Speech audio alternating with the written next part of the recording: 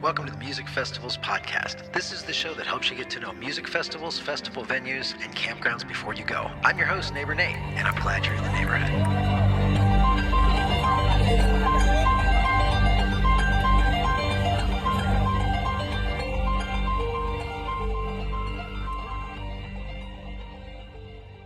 Hey, yo, neighbors. Welcome back to episode number 28 of the Music Festivals podcast. This is the show that helps you get to know music festivals, festival venues, and campgrounds before you go. And as always, I'm your host, Neighbor Nate.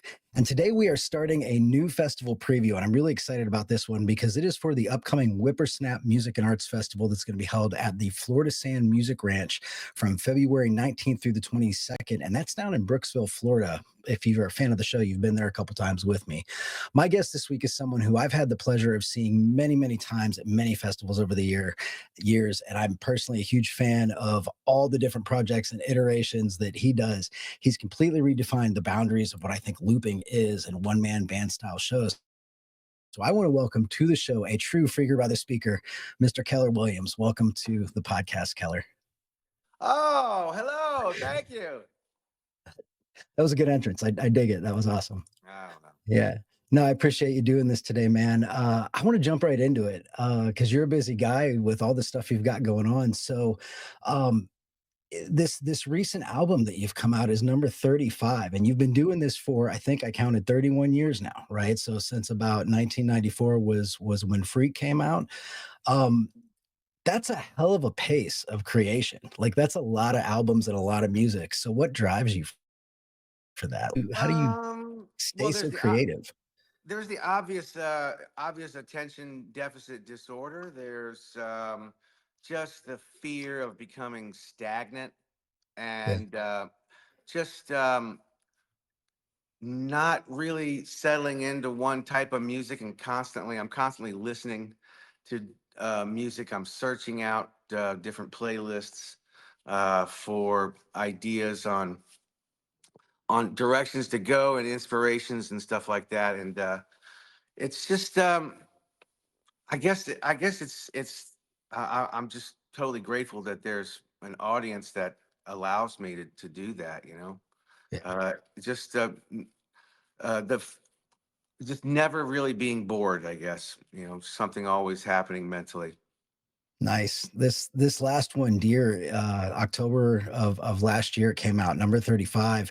It's an interesting one. Like I've listened to a lot of them, but you talk about it. I think I read a quote somewhere, maybe it was in Relics, where you talk about it as acoustic dance music, right? So what made you change and want to do that, right? Like in terms of dancey stuff.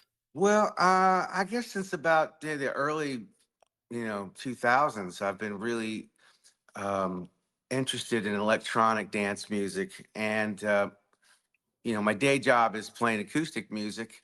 So just combining the type of music I play and the type of music I listen to, and then that's kind of where the albums have been going recently in the past decade or so.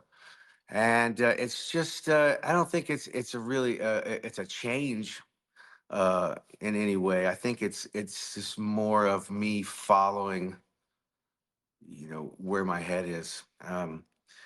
And I'm trying to create music I would listen to.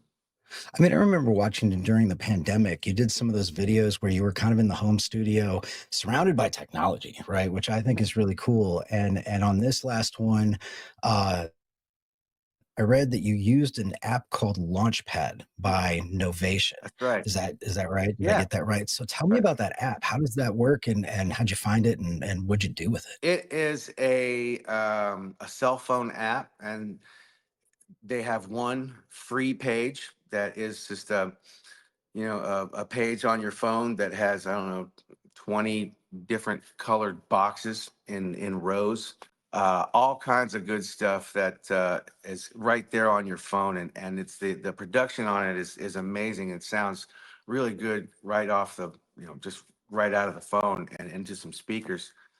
And I guess once I was able to really create beats, and you can control the key and the tempo, and excuse me, I really dove into that. That was probably 2022, and it's I got into it so much that it was a slightly alienating of my family and friends, and uh, it's possible that I've gotten 10,000 hours on that app, and it's just I've got hours and hours of mixes that you can record right there, and all just from pushing buttons on my phone and head bouncing and cranking up the subwoofers and entertaining myself, I guess. Nice. It's really it's with the one free app you can get addicted, but then I think you pay like $10 a month, and then you get all kinds of new pages, and you start out with like 200 pages. It's really a poser's dream. I was on the site and they look like they have like a keypad component that goes along with it too, where it's a bunch of like punch buttons. Do you use that or do you stick straightly to the cell phone? Cell phone, just like. That's And cool. I've done. I have a an alter ego. Since it's such a weird hobby, and I've been deep into it for so long. My DJ name is Hobby Weird. So I've done DJ that. hobby weird. I I've like it. done I've done a few sets. A couple in particular, my favorite is I just go Bluetooth on the house system, and I stand in the middle of the dance floor and just create um, dance beats and grooves that way. Uh, and it's an experience. It's an experiment, a live experiment too. And again, it's mostly just entertaining myself. So That's um, cool. it's a really amazing tool to use for recording as well. I was definitely doing some last night.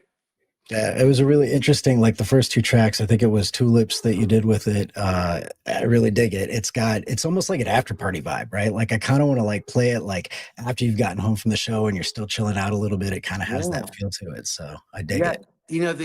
The record that came before this is called Droll, and this Yeah, I did with Gib Droll, and there's a whole lot of Launchpad on that as well. that's cool. You mentioned that album as well. So this Dear and Droll, you've always stuck with the one word album names. Like I was looking through the discography and I didn't see any that had any more than one word. Why is that? Is it just something that makes sense to you, or what's behind that? Well, it's one syllable.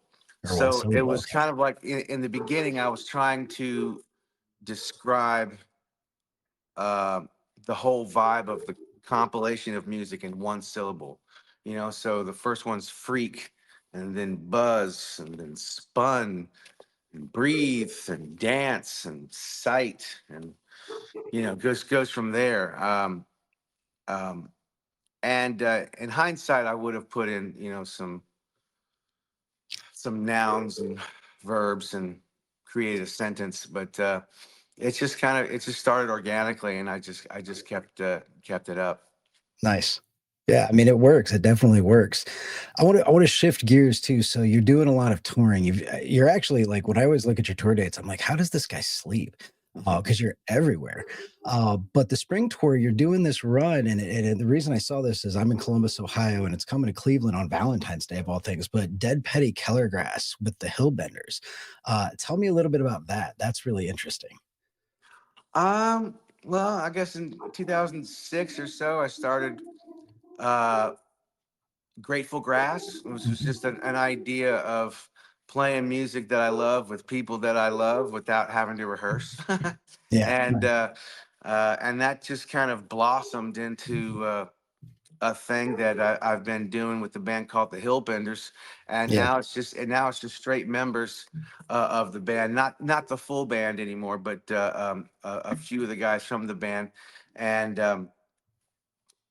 they sought me out about a year after Tom Petty died. I had before Tom Petty died, I had done a little petty a thing called Petty Grass for a benefit in my hometown, and they shared my love for those songs on the radio for Tom Petty's, and uh long story short, we got together and ended up doing about I don't know 100 shows around the country as Petty Grass, yeah. and so I started to work them into the Grateful Grass songs. They kind of already knew them, and it just seemed really natural fit since we had already done a lot of petty grass shows. And so then the next step after doing years of Grateful Grass and then a bunch of petty grass shows, what's next? Let's try to take some of my songs and make them bluegrass. So that's where my name comes in. So the Dead Petty Keller is just that. It's a dead song that goes into a petty song, that goes into one of my songs, that goes back into a dead song, and so forth. And the set is just like a one, you know, self-indulgent playlist of those three artists, That's myself awesome. myself included. And Ooh. you're tying all of them together. Like that's, yeah, I got to see that. That's interesting. So you guys are coming to Cleveland with that. I see Wheeling, West Virginia, Fort Wayne, Indiana. So nice little Midwest states run on that one. Yeah. Um, you got a lot of projects, right? So I've personally seen Grateful Grass, Grateful Gospel. I caught you at Legend Valley last year at Dark Star. Oh, good. And that was a great show. I've seen you solo as well. I've never seen Keller and the Keels live, but I've seen a bunch of that on YouTube. How do you balance all these projects? I'm like looking at, I'm going to show the site, but I'm looking at the site now and there's got to be at least 20 some odd projects going on here. How do you balance everything and then have some time to be at home with the family? Well, all my shows happen usually Thursday through Sunday. So I travel mainly solo now. I'm working with my friend Chad Graves, who is an amazing dobro player and electronic genius. And Nice. yeah, he's tour managing and sitting in with me on the shows now. And so he and I usually fly out on a Thursday and back home on a Sunday. And the older I get, the more Sunday sets and shows I'm able to do. So sometimes it's Wednesday to Sunday, but usually it's Thursday to Sunday. So I'm actually home, for a good 3.5, 4 days during the week. So it's not like I'm constantly out. I'm able to spend a good half a week, as normal, Yeah. so to speak, Yeah. without airplanes and rental cars and hotels and stuff. That's But cool. yeah, yeah, but the projects are, again, it's a weekend. So once the Sunday night, Monday come around, I look, I know what's happening the next weekend, and you can start to mentally adjust and look at that material and talk to those people, and it's really it's exciting, and it's very, very lucky to be able to do that. Yeah. I'm totally getting away with something. I don't know what, but Nice. It seems like your daughter's a musician as well. I caught a video on YouTube of you guys at Floyd Fest 21 doing Madison Cunningham's Pin It Down, which was a really Mhm. cool video. And she's got a great voice. Nice. How's that for you as a dad? Like, what's that like actually getting to perform with your kid? Well, in the beginning, it took antidepressants to be able to do it without crying because it's so surreal. It's so Yeah. good, and eventually she's like wouldn't do it anymore because mom and dad would cry. So and that slowly got over that, and now she's an amazing songwriter, Ella Williams, and she has amazing potential and songs, and just so many songs, and such beauty in her songwriting. But her songs are so good because it seems to be painful for her to write. Like happy people apparently write crappy songs. That's what I'm told. Uh,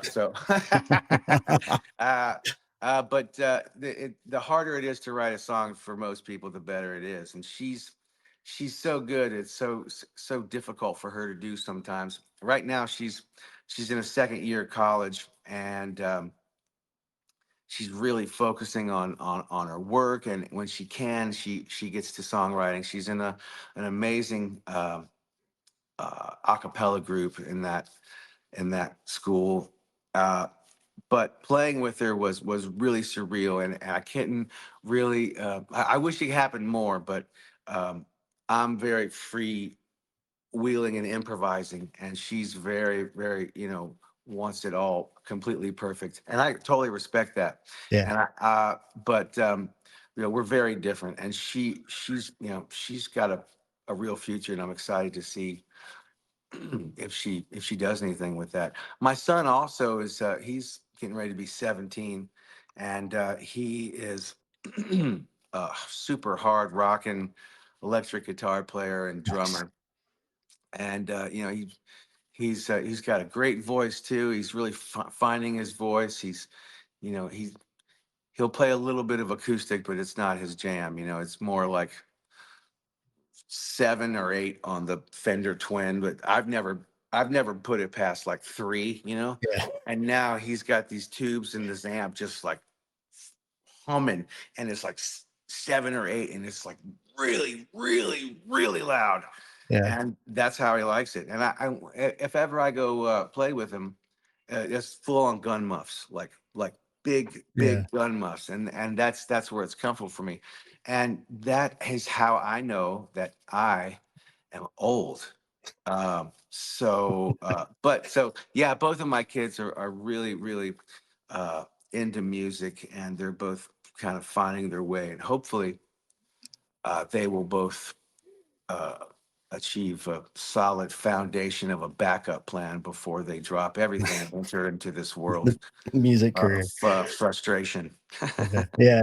No, I mean, yeah, on one end, you like, as a dad, you like, oh, it'd be really cool if my kid was into something that I'm into, right? And then on the other end, you're like, yeah, but don't make all the same mistakes I did. So, Yeah. yeah, no, Well, that's cool. I was constantly trying, as teenagers, like, oh, well, why don't I just take them to festivals? We'll share a room. They can help me on stage. And, my wife's smart, and she's like, no, Right. no, I'm not going to do Yeah.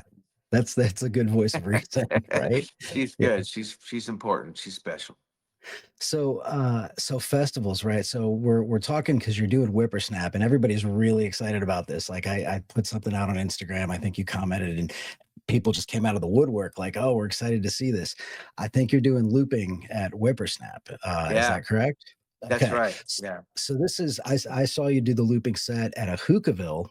Again, Legend Valley. That's my home. And you played with Sweeney and some folks and whatnot.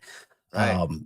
But it's mesmerizing to watch. So you've been doing this since 1997. I have to imagine that looping was not that old in 1997. Um, Talk to me a little bit about how you got into it and kind of how you push the boundaries of it. Well, I got into it pretty organically, and that was just playing hours in like restaurants, in the corners where the the 8 top in the restaurant in the corner would finish. Someone would bust the table. I'd help move the table. I'd bring in my Ronco on a stick, my 2 speakers on stands, and play covers to people that weren't really paying attention. So I wasn't really paying attention to them, and it was just more of wanting to entertain myself more by creating some kind of rhythm to go along to without pushing a button of a sequencer and have it all already there. So it started like that, of just entertaining myself, but without the correct gear. It was with like a delay unit. So I didn't have what's called a tap tempo, to where you step on the button to start playing, and then you step on the button for it to repeat. It seems so normal now, but uh, I wasn't really hip to the tap tempo button in the late '90s. And then I saw Victor Wooten, amazing Okay. bass player for Yeah. uh, the Bela Fleck and the Flecktones. He does lots of solo stuff, and I was able to open for him. I think it was Cincinnati in like '98. I think maybe it's a long, long, long time ago, and I just was mesmerized because he was using the correct gear. He was using something called a Jam Man. It's a rack mount unit that has a tap tempo button to come off of it, and it was just like flawless. And he showed me the correct gear to use. And once I got into that tap tempo, it was like probably '98, and I started to create loops that made sense. And uh, I was able to add in the bass into those loops. Now there's air kind of being moved, from a solo acoustic act to it's like something different's happening. And then that started to make people dance. And by that time, I was able to open for about String Cheese Incident. And I think about 99 was when kind of the full looping thing really took off for me, was opening for String Cheese, and being able to uh, kind of execute these self-indulgent one-man jams for 40 minutes before an amazing band. Yeah. Yeah. I That's kind mean, of where it came from. it's as amazing to listen to as it is to watch, right? Like just watching you do your thing on stage. I have to imagine it's kind of like a roller coaster though. Like what happens if you train wreck, right? Like I've tried to do it on a little amp, like with a acoustic electric, and just, and I make it about two measures in, and it's a disaster, right? So like, how do you plan for it to where you know where you're going, and you got to kind of stay on the train? Well, there's a confidence level that you have to where you can't overthink anything, and then it's kind of all the like the almighty one, the one, two, three, Yeah. Okay. one. As long as you know where the one is, three, four, one, then you can you can do it. And it's pretty much the train wrecks happen every night, and I've done it so long and had so many train wrecks that you steamroll right past it like it didn't happen. Yeah. And in time, you kind of get out of that loop, and then you get back into it. It's just, the people that have seen me for years know when it's happening, and they're like, oh, okay, here comes the makeup. But the folks that have never seen it might not catch it, but it's all about redirection and look over here, and then this happens, and then Yeah. oh, yeah. That's it's fascinating. it's just really entertaining, at least for me. Hopefully that comes across. So Yeah, it's really impressive to watch, and I know everybody at Whippersnap is super stoked, and that you're going to be there for that. Um, I always ask guests this because I'm curious. So you've played a lot of festivals, right? Like you're all over the place. What are the ones that stand out for you? Like venues, festivals that you just really enjoyed playing. What are a few that just come to mind? wow. Well, I guess Telluride is very special for me. That was one of the first big festivals I went to, and uh, when I kind of moved away from the East Coast at 95, the destination was the Telluride Bluegrass Festival, and I went there. I went like every year for about 7 years, uh, and then I think the eighth year, like the seventh year, I got in for free to be able to do tweeners, to play like 15 minutes in between certain sets. Yeah. And then I think the next year I got a spot, and then I was able to play every like 4 years or so, and it's been many years since I've been back. So I would say that's one of those festivals that is very special. Just the fact that it's I haven't been able to go there in so long, and I went there so many years in a row. Uh, and when you stand on that stage and you look at those mountains in that valley, uh, it's something to behold, and it feels like and just being in the audience watching is very special. And then to have the same feeling of being on the stage, just two sides of the coin, the music lover and the performer. Telluride Bluegrass is pretty amazing, and it's not just all bluegrass, but it's very steeped in Americana and acoustic. And Yeah. I I love that site and those people and that music. It looks gorgeous out there too. I've never been. It's on my list to go, but yeah, the you couldn't get asked for a better backdrop than Telluride. That's awesome. Um, what's coming up in 2025? So you've got a tour going on right now. You're doing the stuff with the Hillbenders. What else is on radar for you this year? Oh, let's see. I am going to go to as many roller rinks as I can around the country. Hopefully, the late night roller rinks. No, I'm definitely going to do that. What else is happening? Well, I know I have two more releases that have been done and waiting to be released. One is called Friends, and that is a compilation of live recordings that I cherry picked from recordings that were done by Louis Gossane, who was a sound engineer, tour manager for many years for me, and he has a lot of amazing recordings that I certain ones that I picked out after weekends of projects, Yeah. and that's going to be released at the same time with kind of a instrumental psychedelic record called Perps, and that was recorded by me in my house uh, during 2022 and a little bit of 2023, and that's all my home self recordings of kind of instrumental improvs that were worked into this kind of visual soundscape. Is that Yeah. something? Yeah, I think it is. And so that's that. I'm excited about that. Those two things are coming in 2025. That's cool. Those videos from around the pandemic time in your basement, just watching you do your thing down there.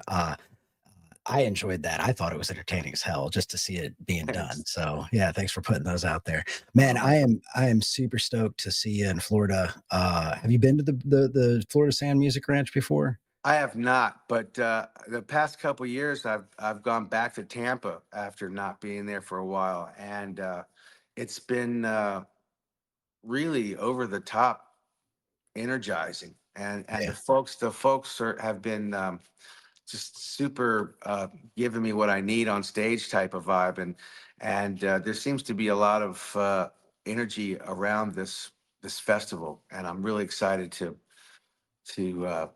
pop off. Yeah, Shane does a nice job, and I was down there, even the venue and the crowd. I think you'll get it. I think there that loop of energy that just goes back and forth between the show and the crowd. It's going to be a lot of fun, and I for one am super excited to see you. I appreciate you doing the interview, man. This is really cool, and I'm looking forward to seeing you down in Florida here in a few weeks.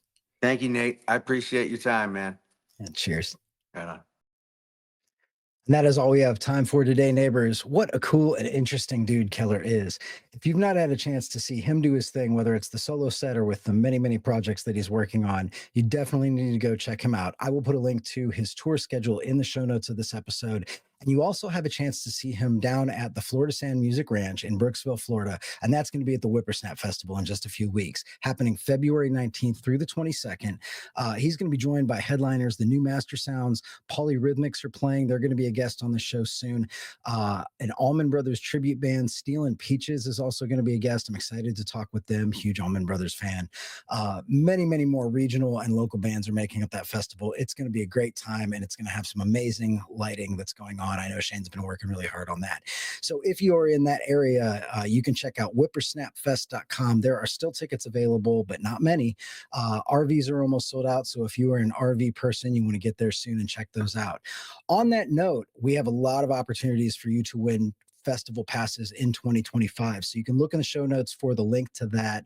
But the best way to do that is to subscribe to the neighborhood email newsletter, and that you can do that on the homepage of the website, musicfestivalspodcast.com. And these fests are going to include things like Cave Jam 2025, which is taking place at the Caverns in Tennessee, and that's over Memorial Day weekend, May 24th and 25th. You can also win tickets to Incarceration, which is a music and tattoo festival happening July 18th through the 20th at the Mansfield State Penitentiary in Ohio. So that's where Shawshank Redemption was filmed. You can also get tickets now to the Sunshine Get Down, which is another festival that we talked about last week, hosted by Obsession Productions and Turner Moore. And that's also happening at the Florida Sand Music Ranch in April 10th through the 12th. All of these festivals are going to be great times. So subscribe to the neighborhood and get access to the chances to enter those contests and win free tickets. We are coming up very, very soon on announcing some of those winners. So do it quickly. Subscribers who also join the neighborhood get access to a lot of different discount codes and deals that we've worked out with some of our supporting partners. And those include outdoorsy.com, Inikim Scooters and the Inikim Quick 4, Melted Mind Designs, custom tie-dye apparel, Cast Magic, CapCut, and Opus Clip. And then Hohem, which makes the Hohem iSteady M7. So if you are a cell phone video person at these festivals and you like to take, videos of the band, the Hohem iSteady is great. I have one and I use it all the time. Again, visit musicfestivalspodcast.com and sign up today for that email newsletter so you can get discounts to those companies. But that is all I got for this week. I sure do appreciate you folks that tune in. If that is you, if you're a regular watcher or listener on one of the podcast networks, please go ahead and rate us wherever you get the show. And that's all I got. As always, I am Neighbor Nate, and I hope to be your neighbor at a festival very, very soon.